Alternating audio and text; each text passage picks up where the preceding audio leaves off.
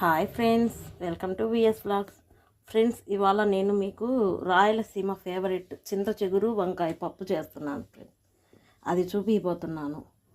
ఇదిగోండి, కందిపప్పు కడిగి పెట్టుకొని కందిపప్పు అవి వంకాయలు ఏంటంటే ముందే కోసి పెట్టుకున్నాను ఫ్రెండ్స్. ఎందుకంటే అవి చేదొచ్చేస్తాయని కోసి పెట్టుకున్నాను. పసుపు, కారం, వంకాయ ముక్కలు వేసి పెట్టుకున్నాను ఫ్రెండ్స్. పెట్టుకుని ఇదిగోండి, ఇప్పుడు ఇవి ఏంటివంటే తెల్లగడ్డలు, ఉల్లిపాయ ముక్కలు, టమాటా ముక్కలు వేసేస్తున్నాను ఫ్రెండ్స్.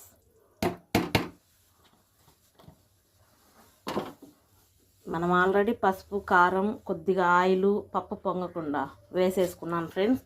ఇప్పుడు మీకు చూపించినట్టు వంకాయ ముక్కలు, టమాటా ముక్కలు, ఉల్లిపాయ ముక్కలు, తెల్లగడ్డ పాయలు కొద్దిగా వేసుకున్నాను. ఇది వచ్చేసి చింత చిగురు ఫ్రెండ్స్.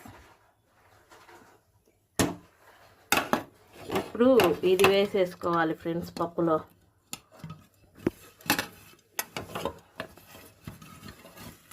ఇది వేసేసుకొని ఇంకా మనకు పప్పు ఎన్ని విజిల్స్ ఉడికిద్దో తెలుసు కదా. ఒక 4-5 విజిల్స్ వచ్చేసాక స్టవ్ ఆపేసుకొని పప్పు ఎనిపి తిరమాత పెట్టుకోవాలి. ఇదిగోండి ఫ్రెండ్స్, తిరమాత కోసం నేను ఇలా ప్రిపేర్ చేసి పెట్టుకున్నాను. ఫస్టే ఎండుమిర్చి, తిరమాత గింజలు, ఆనియన్స్, ఇవి వచ్చేసి తెల్లగడ్డ మూలలు ఫ్రెండ్స్. అవి పెట్టుకున్నాను, రెడీ చేసి పెట్టుకొని ఉన్నాను. ఇంకా పప్పు ఉడికిన వెంటనే ఎనిపేసుకొని మనకు సరిపడా ఉప్పు వేసుకొని ఎనుపుకొని తాలింపు పెట్టేసుకోవటమే ఫ్రెండ్స్. ఎందుకంటే అదంతా మొత్తం ప్రాసెస్ చూపించాలంటే చాలా లెంత్ అవుతుంది కదా ఆ పప్పు ఉడికి ఎనిపేసరికి.